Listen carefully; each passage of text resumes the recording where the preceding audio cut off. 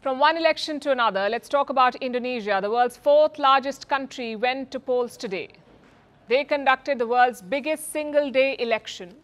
Voting began at 7 a.m. local time, closed at 1 p.m. and the vote tallying began soon after. There were no questionable delays like in Pakistan. Indonesia did it right. They celebrated democracy today. The government had declared a national holiday today to encourage a high voter turnout. In the last election in 2019, the turnout was more than 80%. This time, it may be higher. Indonesians, both young and old, flocked to the polls. It was a festive atmosphere. This is despite the rain threatening to play spoilsport. Parts of the capital, Jakarta, were submerged. People had to wade through knee-deep water in some places. Voters and election workers faced issues, but most of them still made their way, sometimes to unique election booths, decked up because of the other important event today, Valentine's Day.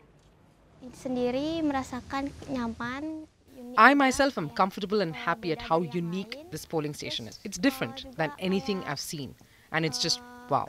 It makes voting fun because I can vote while celebrating Valentine's Day. When we finished voting, we received these, which we've never gotten in the past few elections.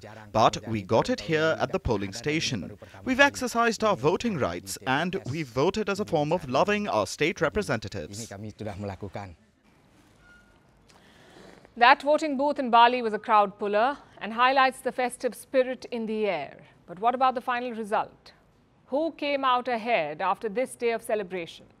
Unofficially, it's this pair, Prabowo Subianto and Gibran Rakabuming Raka, Indonesia's defense minister and President Joko Widodo's son.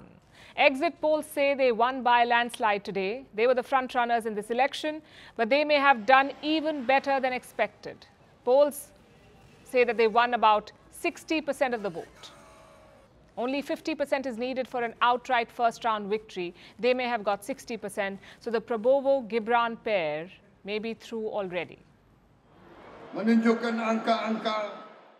All counts, all pollsters, including other candidates' pollsters, showed figures that Prabowo Gibran won in one round. The official results are still due. Indonesia's election authority has until late March to release them, but we'll get a string of provisional results before that. They may not change the fortunes of the presidential candidates, but they will be crucial for the other races. You see, Indonesia held a general election today. The presidency was not the only thing on the ballot. Indonesians also picked their parliamentary and regional representatives. Those results have also started trickling in, and it will take a few days before the country's government is finalized. But today is all about Prabowo and Gibran. Prabowo is inches away from the presidency, from the position that he lost twice, and he lost to his running mate's father, the current president. As for Gibran, he becomes Indonesia's youngest vice president ever. He also continues his father's political legacy. Joko Widodo may be leaving office, but his influence and his policies will remain. That was the platform Prabowo and Gibran ran on. More of the same, that's what they promised. Indonesia has seen tremendous economic growth over the past decade. The people expect that to continue.